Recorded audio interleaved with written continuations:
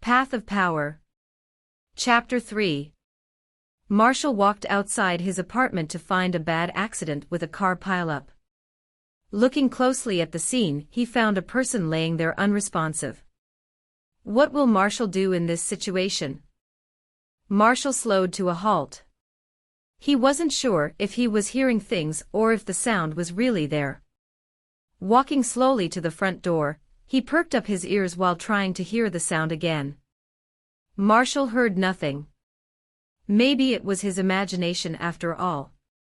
Picking up his speed, Marshall paused with his hand on the doorknob. He wanted to open the door but was hesitant. With his hand still on the knob, he looked through the peephole. Besides the accident scene, he did not see any other weird thing of concern. Marshall heard the creaking of the door as he slowly opened it. When it was wide enough for him to take a good view outside, a little kitten ran inside. Surprised, Marshall did a double take from the little kitten to the door and back. Huh? What? Oh. So that was the sound I heard. Marshall shook his head and wiped his face. What a strange day, he muttered. He looked at the kitten as it ran deeper into the apartment. It stopped by the dining room table and turned to face him. Marshall could have sworn he had seen an intelligent glint in its eyes. He gave the kitten a wry smile before opening the door wider. He had something more important to take care of. Before stepping outside, he panned his surroundings for any signs of danger. Not seeing anything dangerous per se, he walked out. Before going too far, he closed the door just enough to give the illusion that it was not open. Marshall, while still being careful, ran to the person. When he got close enough, the first thing he noticed was the person was bleeding badly from his head. As he walked closer to the person, he saw a worrying sight. The person's arm was twisted at a weird angle, almost as if it had broken, and so was his neck. Not trying to mind the blood, Marshall kneeled to feel the person's pulse. No matter where he pressed, he found no pulse. Marshall did not give up. He scooted closer to the man's wrist and tried again. Marshall still did not find a pulse. On the verge of giving up, he summarized that perhaps from the blood loss, the person had a faint pulse too small for him to feel. Marshall then put his hand on the man's chest. There was no heartbeat. Marshall sighed for the man. It was sad that he was dead, but at least he was not suffering anymore. While looking closely at the man's face, Marshall saw that his eyes were wide open and his mouth slightly ajar. Marshall closed both eyes and gave a small prayer. After the prayer, Marshall wiped his hands to remove the dead man's blood. Stepping back and getting a full view of the accident scene, Marshall sighed. It was tragic. Looking at the closest car to him and the dead man, he saw the window was broken, but the side of the car didn't seem to be hit. As Marshall walked closer to the vehicle to investigate, it made sense to him why the window was broken instead of the door being opened. When he tried opening the car door, it wouldn't open since it was locked inside. It seemed that either the man died from the impact and was incapable of opening the door, or was immobilized by his injuries and couldn't open the door. Either way, someone had to break the window to help the person. Releasing another sigh, Marshall started to walk around the accident scene just in case he could help. Sadly, he was not able to truly help. Marshall saw one female that he believed was alive and could possibly help, but on a closer look, her neck was broken.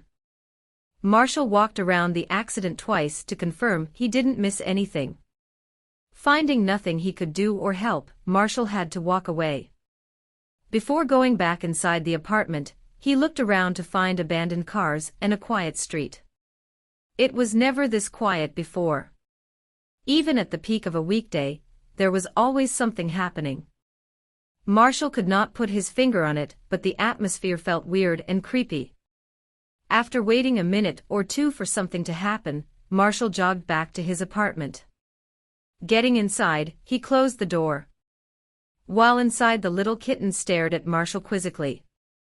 Marshall stared back at the kitten, thinking about what he would do with it. If he put the kitten outside, would it be safe?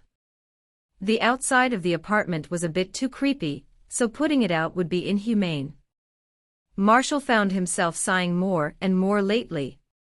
Putting the thought out of his mind, he walked towards the kitten. When he was about 5 feet away from it, the kitten started to step back. It seemed to be scared of Marshall. When the kitten first ran inside the apartment, it didn't seem that way. It felt courageous. Maybe it saw something outside that scared it. Marshall stopped waking and bent down to seem less threatening. After a while, his knees started to hurt. He was not a flexible person at all. The pain got to a point where it was not worth it, so Marshall had to sit on the floor. Getting comfortable, he waited for the kitten to come to him. The kitten just sat there and stared at him. This went on for a while until Marshall's stomach growled. He had not eaten since 9 p.m. yesterday. After waiting about 10 minutes for the kitten to warm up to him, his stomach growled again. Marshall deliberated between filling his stomach or waiting for a kitten to warm up to him. Not being a saint, it was an easy choice. Food. Without waiting too much longer, Marshall got up and headed to the kitchen. Looking in the fridge for something easy to make his eyes land on the leftover rice bowl from Chipotle. It was a no-brainer between cooking and microwaving food. While waiting for the food to heat up, it slipped his mind to call the police. Since when he tried calling them earlier, and it wouldn't go through, it was an honest oversight. Not wanting to have bad karma for leaving the bodies unattended, he went to get his phone from where he left it last. Lo and behold, the phone call didn't go through. There wasn't much he could realistically do other than bury them himself. Knowing the person that he was, Marshall wasn't going to do that, at least not now. Beep. Beep. Beep. Marshall heard the beeping of the microwave. His food was ready. While taking the food out of the microwave, the aroma hit his nose. It smelled great and at the same time made his stomach growl. Marshall first walked over to the dining room table and sat his food down. Then he went to get the TV remote. It was a habit that became ingrained in him. He liked to watch something while eating. While turning on the TV, Marshall remembered that his phone had a problem with its connection. Perhaps the TV had the same problem. It did not hurt to try again, so he turned it on. When the TV turned on, it had the no signal screen on. Tuning the channel, Marshall ran into the other black and white no signal screen. As Marshall was about to turn off the TV, he had a gut feeling he should keep it tuned on. Not one to neglect his gut feelings, he left it on. Walking back to the dining room table, he saw the kitten was close to the part of the table with the food on it. Marshall knew from this that the kitten was hungry too. As he walked closer to the little kitten, it didn't back away from him. Taking the lucky chance, Marshall picked it up and sat it on his lap. The kitten surprisingly let him do it without fighting back. While eating his food and putting some on his lap for the kitten to eat with him, he heard a voice coming from the living room. That's the end of chapter 3. Thanks for watching. If you are liking the story, please like and subscribe.